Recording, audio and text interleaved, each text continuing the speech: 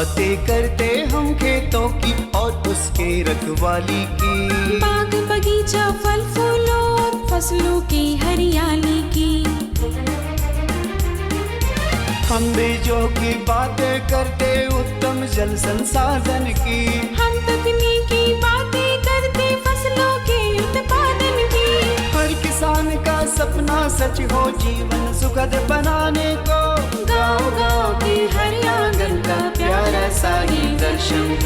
कृषि दर्शन, कृषि दर्शन, कृषि दर्शन, कृषि दर्शन, कृषि दर्शन, कृषि दर्शन, कृषि दर्शन, कृषि दर्शन। नमस्कार, जोहार। कृषि दर्शन कार्यक्रम में आप सभी किसान भाई बहनों का स्वागत है। पूरे विश्व, पूरे देश की एक अत्यंत मजबूत कड़ी है हमारे किसान भाई बहन, जो हमें अन्न मुहैया कराते हैं।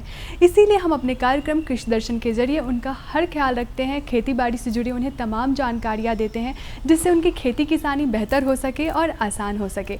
तो चलिए कार्यक्रम की शुरुआत करते हैं। सबसे पहले देख लेते हैं कृषि समाचार में क्या है खास। नमस्कार, कृषि समाचार में आपका स्वागत है। मैं हूं गोपाल कृष्ण। आइए देखते हैं आज कृषि समाचार में क्या है खास। कृषि ऋण माफी योजना द्वारा अब तक 2.5 लाख कृषक हो चुके हैं लाभान्वित। पशु स्वास्थ्य एवं उत्पादन संस्था में निःशुल्क कराएं पशुओं के खून, गोबर, मूत्र और दूध की जांच। कंपोस्ट निर्माण को आसान करता है प्लास्टिक टेट्रा बर्मी बेड। कोरोना के कारण हुए किसानों की आर्थिक क्षति की पूर्ति के लिए झारखंड कृषि ऋण माफी योजना की शुरुआत 2021 के फरवरी में की गई। इस योजना के अंतर्गत किसानों द्वारा लिए गए 50,000 तक के ऋण माफ किए जाते थे। बहुत सारे किसानों को इस योजना का लाभ भी मिला। इस योजना का लाभ ज़्यादा से ज़्यादा किसानों को मिल सके, इसके लिए इस योजना में बदलाव लाया गया है। अब 50,000 के बजाय 1 लाख तक का ऋण माफ करने का प्रावधान इस योजना के अंतर्गत लाया गया है। इस योजना के अंतर्गत राज्य के 2,11,500 कृषकों की इस योजना से लाभ मिल चुका है। अन्य ऋण के लिए कुछ किसान इस योजना के अंतर्गत आवेदन का लाभ ले सकते हैं। राज्य के पशुपालक अपने पशुओं की बीमारियों और उनके कारणों का पता लगा सकते हैं और समय रहते इसका इलाज करा सकते हैं। राजधानी रांची के कांके स्थित पशु स्वास्थ्य एवं उत्पादन संस्था के सामान्य रोग शाखा में पशुओं के खून, गोबर, मूत्र और दूध का निःशुल्क जाँच किया जाता है। पशुपालक अपने पशुओं के खून, गोबर, मूत्र और दूध की जाँच कराकर पशु की बीमारी जानकर उचित इलाज करा सकते हैं। मसालों में मिर्च हमारे झारखंड में प्रमुख रूप से उपजाई जाती है। वर्तमान समय में मिर्च की पूसा ज्वाला और स्वर्ण तेजस्वी नामक प्रभेदों की बुआई कर कृषक लाभान्वित हो सकते हैं। मिर्च के ये प्रभेद झारखंड की जलवायु और भूमि के लिए अनुकूल है। पूसा ज्वाला और स्वर्ण तेजस्वी ये मिर्च के वैसे प्रभेद हैं जो झारखंड की जलवायु और मिट्टी में बेहतर उपज देते हैं। इनके 500 से 600 ग्राम बीज प्रति हेक्टेयर की दर से बुआई कर और उचित कृषि कार्य को करके लगभग 80 से 100 क्विंटल हरा मिर्च प्राप्त किया जा सकता है। कद्दू, करेला, झींगी जैसी लत्तेदार सब्जियों की फसल को सड़न गलन की समस्या से बचाने के लिए लत्तर को झाड़ पर चढ़ाना चाहिए ताकि आने वाले फलों पर संपर्क मिट्टी से ना रहे। साथ ही फूल आने के समय बोरान दवा का छिड़काव करना चाहिए, जिससे बेहतर फलन की सहायता होती है। बर्मी कंपोस्ट बनाने के काम को सुविधाजनक तरीके से करने के लिए किसान प्लास्टिक से निर्मित प्लास्टिक टेट्रा बर्मी बेड की सहायता ले सकते हैं। ये बेड हल्के होने के कारण कहीं भी लाया ले जाया जा सकता है। बर्मी कंपोस्ट बनाने के लिए प्लास्टिक टेट्रा बर्मी बेड एक बहुत ही उत्तम उपकरण है। आमतौर पर किसान कंपोस्ट निर्माण के लिए पक्के बेड का निर्माण कराते हैं, जो इस उपकरण की तुलना में महंगा होता है, साथ ही बहुत स्थान घेरता है। इसके बनस्पत प्लास्टिक टेट्रा बर्मी बेड बहुत सुविधाजनक होता है। हल्के होने के कारण इसे कहीं भी स्थानांतरित किया जा सकता है। और अब एक नज़र राज्य के कुछ प्रमुख शहरों के मौसम के मिजाज पर। आज राज्य के कुछ प्रमुख शहरों के तापमान इस प्रकार दर्ज किए गए। रांची अधिकतम 36 डिग्री सेल्सियस और न्यूनतम 18 डिग्री सेल्सियस। देवघर अधिकतम 36 डिग्री सेल्सियस और न्यूनतम 22 डिग्री सेल्सियस। जमशेदपुर अधिकतम 39 डिग्री सेल्सियस और न्यूनतम 24 डिग्री सेल्सियस। मेदिनीनगर अधिकतम 38 डिग्री सेल्सियस और न्यूनतम 21 डिग्री सेल्सियस। धनबाद अधिकतम 37 डिग्री सेल्सियस और न्यूनतम 22 डिग्री सेल्सियस। कृषि समाचार में आज इतना ही। हम सबके सहयोग से राज्य में कोरोना संक्रमण में कमी आई है, साथ ही लॉकडाउन में भी ढील दी गई है, परंतु मास्क जरूर लगाएं, उचित दूरी का पालन करें, भीड़ भाड़ वाली जगह पर ना जाएं और ना ही भीड़ लगाएं। संक्रमण से बचते हुए कृषि कार्य करें और जो किसान भाई अभी तक टीका नहीं लिए हैं वे टीका जल्द लगवा लें। साथ ही बूस्टर डोज लगवाने में भी देर ना करें ताकि कोरोना की बीमारी जल्द से जल्द पूरी तरह समाप्त हो सके। अगले अंक में फिर मुलाकात होगी कुछ ताज़ा तरीन खबरों के साथ। तब तक के लिए दीजिए इजाज़त। नमस्कार, जोहार। तो किसान भाई बहन, कृषि समाचार में आपने देखा तकनीक के बारे में, उपकरण के बारे में, साथ ही मौसम का हाल भी जाना और कृषि से संबंधित कुछ नई बातें भी आपको जानने को मिली। अब समय हो चला है एक छोटे से विराम का। विराम के बाद हम जल्द आते हैं। अन्नदाता किसानों की खुशहाली और उनकी आय में बढ़ोतरी के लिए भारत सरकार लगातार प्रयासरत है। माननीय प्रधानमंत्री श्री नरेंद्र मोदी जी के दूरदर्शी नेतृत्व में पिछले 7 वर्षों में खेती को आधुनिक और किसानों को आत्मनिर्भर बनाने के लिए कई निर्णय लिए गए हैं। छोटा किसान बने देश की शान, ये हमारा सपना है। देश के 80% से ज्यादा किसान ऐसे हैं जिनके पास 2 हेक्टेयर से भी कम जमीन है।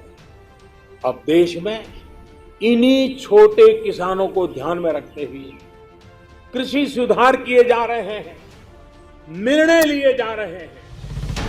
प्रधानमंत्री किसान सम्मान निधि योजना की शुरुआत 24 फरवरी 2019 को माननीय प्रधानमंत्री श्री नरेंद्र मोदी जी के द्वारा की गई थी। पीएम किसान योजना का पूरा खर्च भारत सरकार वहन करती है। इसके तहत लाभार्थी किसानों को हर साल 6,000 रुपए की सम्मान राशि 2,000 रुपए की 3 समान किस्तों में सीधे उनके बैंक खातों में हस्तांतरित की जाती है। अब तक 11 करोड़ से भी अधिक लाभार्थी किसानों के बैंक खातों में 1,58,000 करोड़ रुपए से अधिक की राशि सीधे ट्रांसफर की जा चुकी है। किस्तों की जानकारी किसानों को एसएमएस के माध्यम से दी जाती है। இப்போ நேரா நாங்க வந்து பேங்க்குக்கு ஆக்சுவல் போகும்போது அந்த பணத்தை நாங்க வித்ரா பண்ணிட்டு வந்து நாங்க விவசாயம் பண்ணிக்கிறோம்। इस मदद से बुआई के पहले अब किसानों को बीज, खाद, कीटनाशक और कृषि संबंधी अन्य जरूरतों के लिए साहूकारों के आगे हाथ नहीं फैलाना पड़ता। અને એના લીધે મારે કોઈ જોડે કે સગા સંબંધી કે મિત્રો જોડે મારે ઉછીના પૈસા લેવાની જરૂર પડતી નથી અને એનાથી હું સારી એવી खेती કરી શકું છું। इस योजना से मिले लाभ तथा आवेदन की स्थिति देखने के लिए पीएम किसान पोर्टल लॉन्च किया गया है। इस पोर्टल के माध्यम से पात्र किसान अपना पंजीकरण स्वयं करने के साथ साथ अब तक मिले लाभ और अपने आवेदन की स्थिति फार्मर्स कॉर्नर से देख सकते हैं। इस योजना का लाभ पात्र किसानों को ही मिल सके, इसके लिए इस प्रक्रिया को फूल प्रूफ बनाते हुए इसे आधार और इनकम टैक्स वेरिफिकेशन के साथ साथ फिजिकल वेरिफिकेशन से भी जोड़ा गया है। इसके अलावा किसानों की सुविधाओं और जानकारी के लिए पीएम किसान मोबाइल ऐप भी विकसित किया गया है।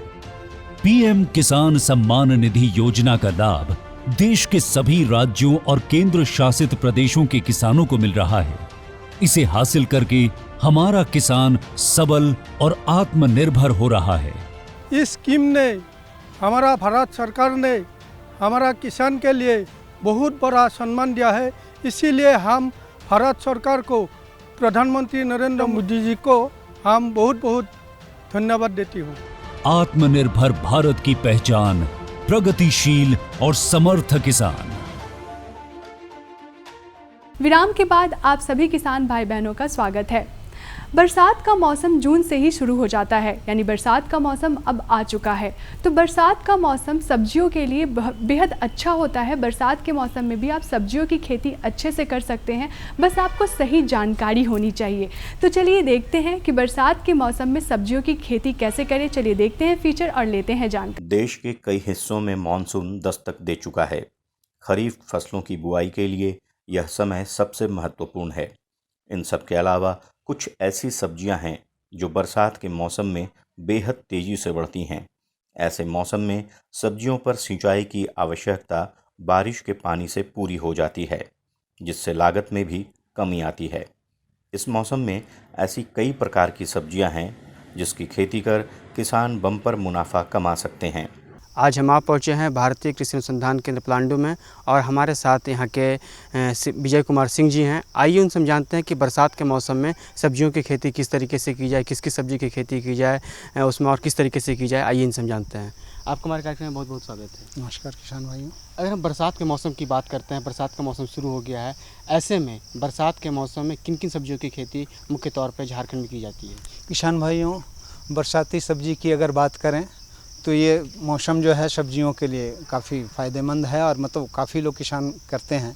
तो इसमें मुख्य रूप से अगर बेल वाली सब्ज़ी, लत्तर वाली सब्ज़ी की बात करें तो आपको जो है खीरा है, झींगी है, नेनुआ है, करेला है, उसके बाद सतपुतिया है, ये फसल लगा सकते हैं। उसके बाद अगर दलहनी सब्ज़ी की अगर बात करें तो जो है आपको जो है फ्रेंच बीन जो है, उसके बाद बोदी जो है उसकी बोदी की भी खेती कर सकते हैं। इसके अलावा सोलेनेसी फैमिली में अगर हम जाएं तो इसमें जो है आप टमाटर की खेती कर सकते हैं, बैंगन की खेती कर सकते हैं, मिर्च लगा सकते हैं, शिमला मिर्च लगा सकते हैं।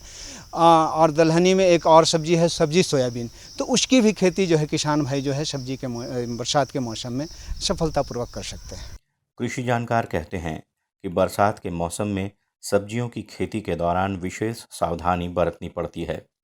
बारिश के दिनों में खेतों में खरपतवार भी बहुत अधिक लगते हैं, जिसके कारण कई प्रकार के रोग और कीट फसलों पर लगते हैं। चूँकि ये बरसात का मौसम है, बरसात होते रहेगा, तो इसके लिए खेत जो है ऊपरवार ज़मीन अगर आप रखते हैं, ऊपर वाली ज़मीन रखते हैं, समतल ज़मीन रखते हैं, जहाँ से जल निकास की व्यवस्था अच्छा हो, वैसा खेत का चुनाव करें जिसमें जल निकास की उचित व्यवस्था हो, उस तरह का जो है खेत का चुनाव करें। और किसान भाई जब भी आप पौध लगा रहे हैं या बीज बुआई कर रहे हैं तो लगाने के तरीका पर भी किसानों को ध्यान देने की ज़रूरत है। जैसे जो है बरसात के मौसम में जो है मेड़ बना के और उसमें जो है बीज की रोपाई करें या बीज की बुआई करें या पौध की रोपाई करें, ताकि जो है आप बरसात के मौसम में अगर तेज़ बारिश होता है या ज़्यादा बारिश होता है तो जड़ों में जो है पानी का असर ना पड़े, उससे हमारा बीज गले नहीं या पौध को नुकसान नहीं हो, तो उसका निश्चित रूप से ख्याल रखना चाहिए किसान भाइयों को। अगर हम लत्तेदार सब्जियों की बात करते हैं, आपने बताया कि लत्तेदार की सब्जी भी बरसात के मौसम में की जाती है, जिसमें आपका नेनुआ है, कद्दू है, ये सब चीज़ की खेती की जाती है। तो हम लत्तेदार सब्जी की बात करते हैं, कितनी दूरी में लगानी चाहिए? अगर मेड़ में हम लगाते हैं तो दूरी कितनी होनी चाहिए? किसान भाइयों अगर बेल वाली सब्जी, लत्तीदार सब्जी की आप खेती कर रहे हैं तो जो है आप पौधा से पौधा का दूरी जो है करीबन जो है 50 सेंटीमीटर रखें और लाइन से लाइन का दूरी जो है 2 फीट की दूरी रखें।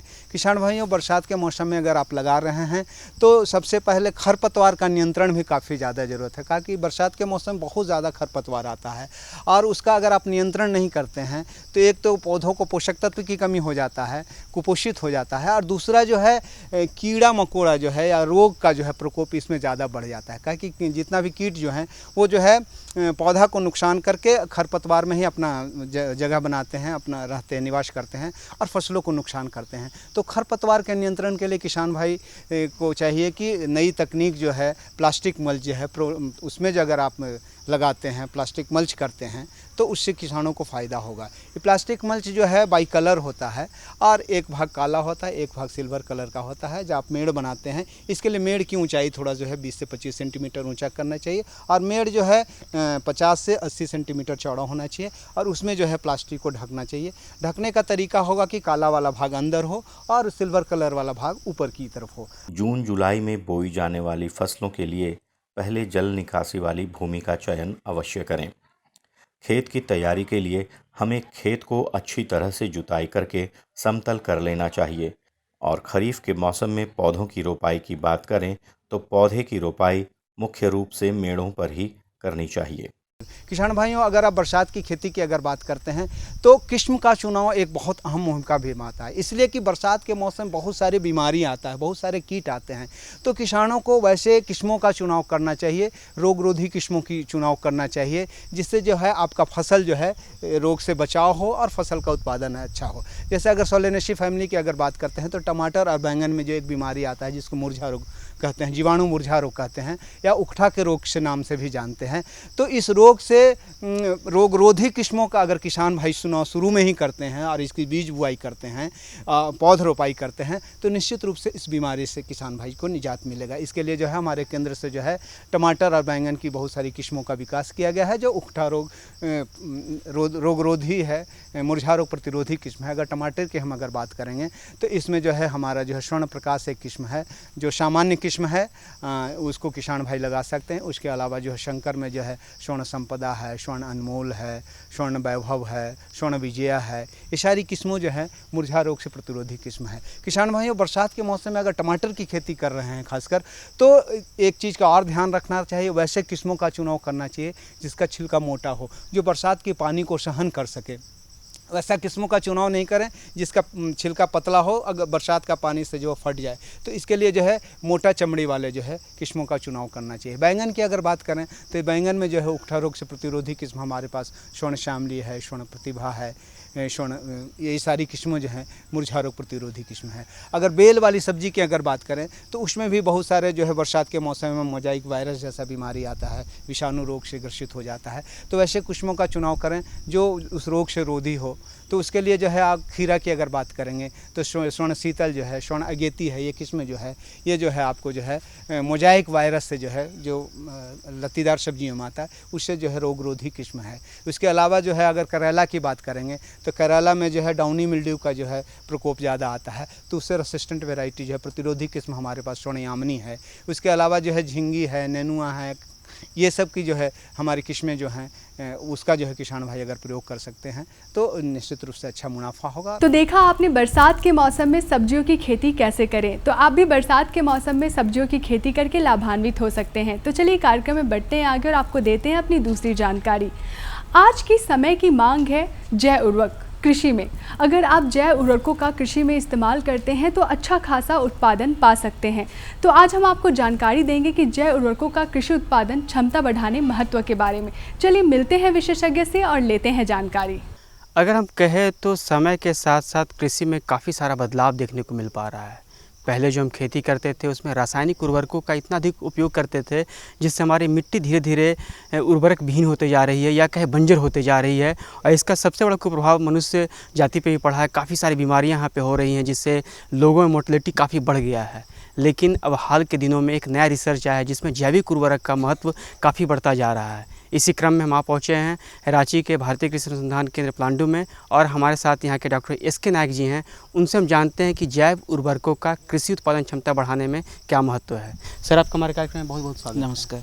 अगर हम जैव उर्वरकों की बात करते हैं तो सबसे पहले कि जैव उर्वरक कहते किसको हैं और खेती में इसका क्या महत्व है? जैव उर्वरक की अगर हम बात करेंगे तो जो आप किसान भाई आप लोग जो गोबर खाद है वो ज़्यादातर उसी को हम कहते हैं जैव उर्वरक। तो उसके अनुपात पे अगर देखा जाए तो जैव उर्वरक में और बहुत सारे हम बना सकते हैं, जैसे कि हम केचुआ खाद बना सकते हैं, उसके बाद है हरी खाद है, मटका खाद है, उसके बाद है हमारा जो बायो फर्टिलाइज़र जो बोलते हैं सूक्ष्म जीव का जो खाद है वो भी कर सकते हैं। तो ये देखा गया है कि ज़्यादातर अभी हमारा जो ज़मीन में हमारा जो अभी झारखंड का जो ज़मीन है इस ज़मीन में हमारा बालुई मिट्टी है और ये अम्लीय मिट्टी है और इस मिट्टी में देखा जाए तो जैविक कार्बन की जो मात्रा है बहुत ही कम मात्रा में है।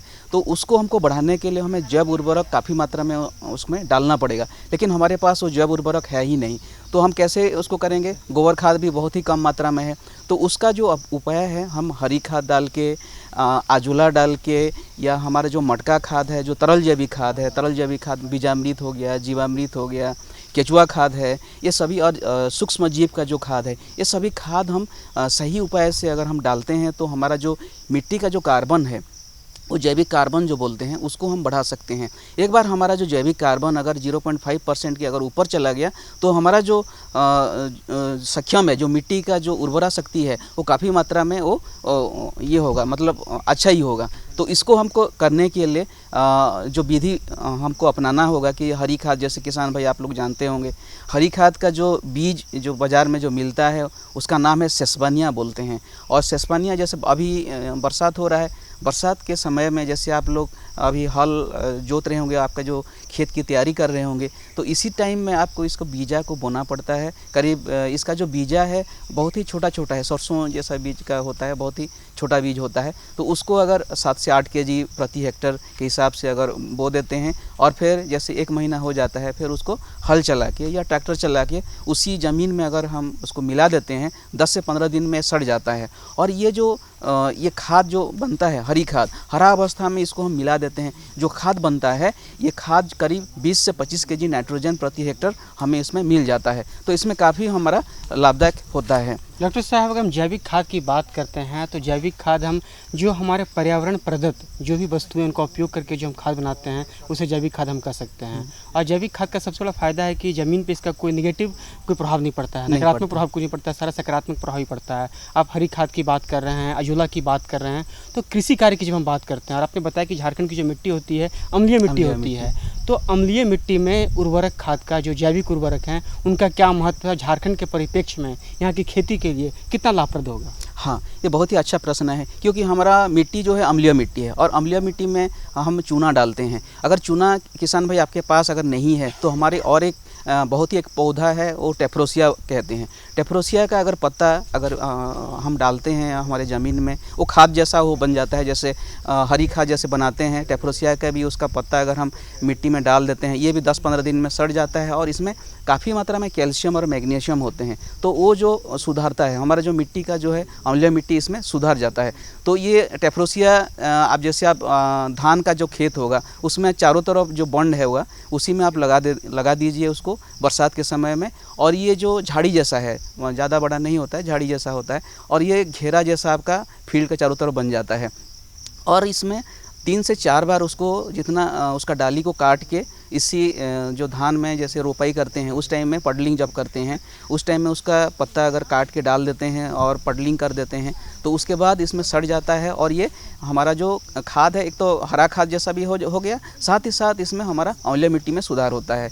साथ ही साथ किसान भाई आप लोग जो जानते होंगे केचुआ खाद एक बहुत ही अच्छा खाद है। इस केचुआ खाद बनाने के लिए आपका जो भी खरपतवार है, आपके पास पुआल है, सब्जी का छिलका है, जो भी है, उसको पहले गोबर और पानी डाल के उसको एक जगह ढेर करके रख दीजिए। उसके बाद गोबर पानी डाल के उसको सड़ा दीजिए। सड़ने के 20-25 दिन जब सड़ जाता है, फिर हम उसको जो सीमेंट का जो टांकी है, जो परमानेंट जो भर्मी बेड बनता है, उसी में सीमेंट का जैसे टांकी होगा, 4 फीट का चौड़ाई होगा, और लंबाई कितना भी ले सकते हैं, 4 फीट उसमें रखिए चौड़ाई, और जो हाइट रखना है मिनिमम 2 से 2.5 फीट, उससे ज़्यादा नहीं रखना है, 2 से 2.5 फीट हाइट रखना है, और 4 फीट का चौड़ाई, और लंबाई कितना भी रख सकते हैं। और ये जो सीमेंट का टांकी बनेगा, ये जैसे थोड़ा स्लोपिंग देना होगा नीचे की तरफ। जब स्लोप देंगे नीचे में, जहाँ उसमें एक जाली जैसा उसमें देना पड़ेगा, क्योंकि जो पानी होगा वो पानी उसमें बह के एक जगह हम घड़ा में रख सकते हैं।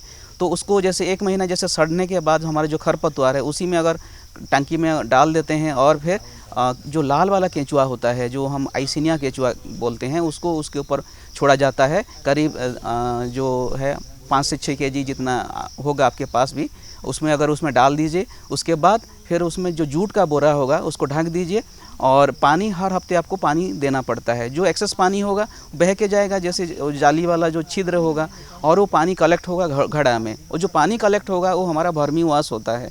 तो वर्मीवाश भी तरल जैविक खाद है, उसमें काफ़ी पौष्टिक होते हैं, विटामिन्स होते हैं, मिनरल्स होते हैं, और तरल जैविक उसमें घुलनशील खाद होते हैं।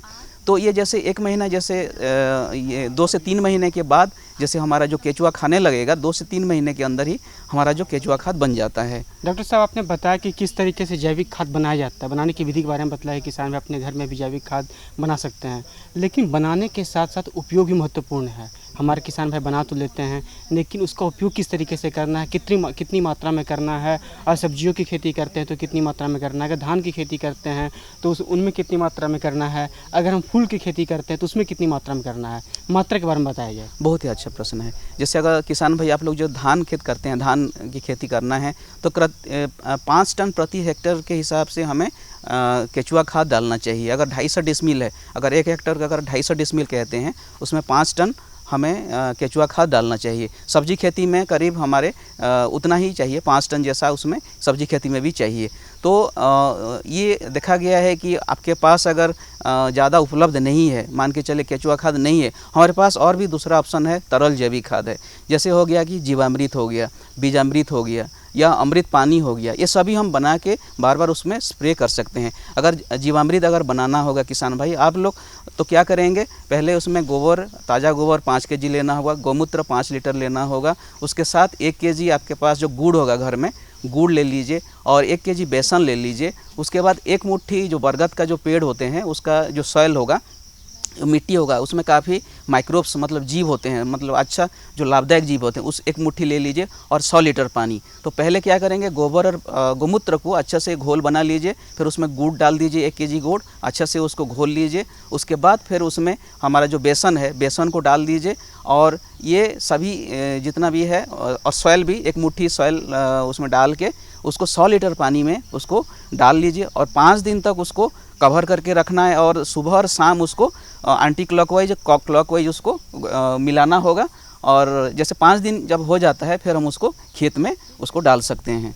तो किसान भाई बहन, आज की हमारी दोनों जानकारियाँ आपको कैसी लगी? आशा करते हैं आज की हमारी दोनों जानकारी आपको काफ़ी अच्छी लगी होंगी। अगर आपके पास भी कोई जानकारी है हमें देने के लिए या हमसे कोई जानकारी लेनी है तो आप हमें संपर्क कर सकते हैं। हमारा पता है कृषि दर्शन कृषि प्रकोष्ठ द्वारा केंद्र निदेशक दूरदर्शन केंद्र रातू रोड रांची। हमारा पिन संख्या है 834001। इसी के साथ हमें दीजिए इजाज़त। नमस्कार, जोहार। हम बीजों की बातें करते उत्तम जल संसाधन की, हम तकनीकी बातें करते फसलों के उत्पादन की। हर किसान का सपना सच हो जीवन सुखद बनाने को, गाँव-गाँव के हर आंगन का प्यारा सा ये दर्शन। कृषि दर्शन कृषि दर्शन कृषि दर्शन कृषि दर्शन कृषि दर्शन कृषि दर्शन कृषि दर्शन कृषि दर्शन।